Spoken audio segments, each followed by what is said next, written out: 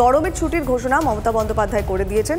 এখন যা বাইরে তাপপ্রবাহ চলছে তাতে ছেলে মেয়েদের কথা মাথায় রেখেছেন তিনি। এবং এখন হচ্ছে গরমটা অনেক আগে পড়ে গেছে এবং বৃষ্টির এই দাবান হলে প্রখর রোদ্রে মানুষ প্রায় অগ্নিদগ্ধ হয়ে যাচ্ছে এবং এই অবস্থায় আমাদের সবচেয়ে বেশি দেখা উচিত যাতে হিট স্ট্রোকে মানুষ বিপদে না পড়ে। 12টা থেকে 4টে পর্যন্ত আমি সবাইকে বলবো রোদ্রুটা অ্যাভয়েড করার জন্য, বেশি করে জল খাওয়ার জন্য। আর আমার বাচ্চাদের কয়েকজন আমাকে বলেছেন, আর এই বাচ্চাদের সাথে মিশি, কয়েকটা বাচ্চা আমার বলেছে যে আমরা পাচ্ছি না, আমরা স্কুলে গেছিলাম, আমাদের না মাথা যন্ত্রণা করছে। মাথা যন্ত্রণা মানে হিট স্ট্রোকের একটা প্রবণতা রয়েছে। দেখো, আজকে স্কুল শিক্ষা দপ্তর থেকে একটা অ্যাডভাইজারি মধ্যশিক্ষা পর্ষদ এবং প্রাথমিক শিক্ষা পর্ষদের কাছে পাঠানো হয়েছে এবং সেখানে বলা হয়েছে যে নমস্কার বন্ধুরা, তাহলে শেষমেশ পর্ষদের তরফ থেকে নোটিফিকেশন জারি হয়েছে। যে নোটিফিকেশন অনুযায়ী স্কুলের শিক্ষক শিক্ষিকারা এবার সিদ্ধান্ত নিতে পারবেন যে তারা কখন স্কুল খুলবে। বর্তমানে বেশ কিছু জেলায় কিন্তু তাপপ্রবাহ এখনো আছে। আজকে বৃষ্টি হয়েছে কিন্তু সেটা সাময়িক, কিন্তু সেই বৃষ্টির প্রভাবে তাপপ্রবাহ কি আদৌ কমবে সে বিষয়ে কিন্তু আবহাওয়া দপ্তরের তরফ থেকে কিছুই জানানো হয়নি।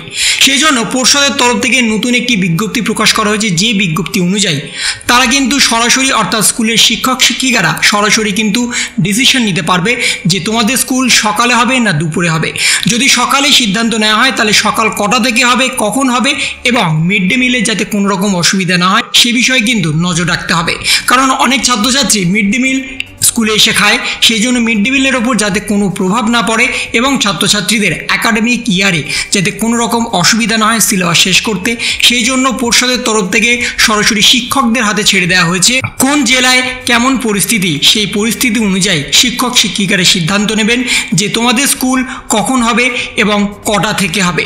যদি সকালে হয় তাহলে কতক্ষণ হবে এবং কটা থেকে হবে। যদি দুপুরে হয় তাহলে আদৌ কি দুপুরে স্কুল নেওয়া সম্ভব হবে সে বিষয়ে নজর রাখবে স্কুলের শিক্ষক শিক্ষিকারা। এবং সম্পূর্ণভাবে ছাড় দিয়েছে পর্ষদের তরফ থেকে। 30শে জুন পর্যন্ত এই ছাড়টা আছে। 30শে জুন পর্যন্ত স্কুলের শিক্ষক শিক্ষিকারা চাইলে তোমাদের স্কুল 1 ঘন্টা করিয়েও ছুটি দিয়ে দিতে পারে, অথবা তোমাদের স্কুল সকাল 7টা থেকে 11টা পর্যন্ত করিয়েও ছুটি দিয়ে দিতে পারে। আবার অনেক স্কুল সরাসরি কিন্তু ছুটি ডিক্লেয়ার করে দিতে পারে সরাসরি 30শে জুন পর্যন্ত, সেটা স্কুলের ওপর নির্ভর করছে। তাই তোমাদের জেলাতে স্কুল ছুটি হচ্ছে কি হচ্ছে না সেটা কিন্তু অবশ্যই কমেন্ট করে জানাবে। তুমি কোন জেলা থেকে দেখছো সেটাও কিন্তু অবশ্যই কমেন্ট করে জানাবে। তা না হলে তোমরা কিন্তু বুঝতে পারবে না আদৌ অন্যান্য জেলাতে কোন পরিস্থিতি চলছে, অন্যান্য জেলাতে আদৌ কি তাদের স্কুল ছুটি হচ্ছে কি হচ্ছে না।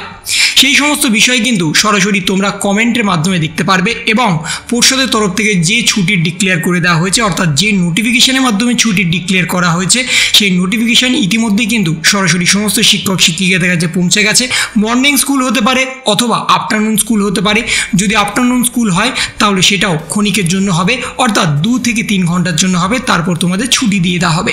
তো এই ছিল একটা ছোট্ট ইনফরমেশন তোমাদের সকলের জন্য। যদি তোমাদের ভিডিওটা ভালো লেগে থাকে তবে লাইক করো, শেয়ার করো এবং অবশ্যই সাবস্ক্রাইব করো। তার পাশাপাশি তোমার মতামত কমেন্টের মাধ্যমে জানাও। ভালো থেকো, সুস্থ থেকো, ধন্যবাদ।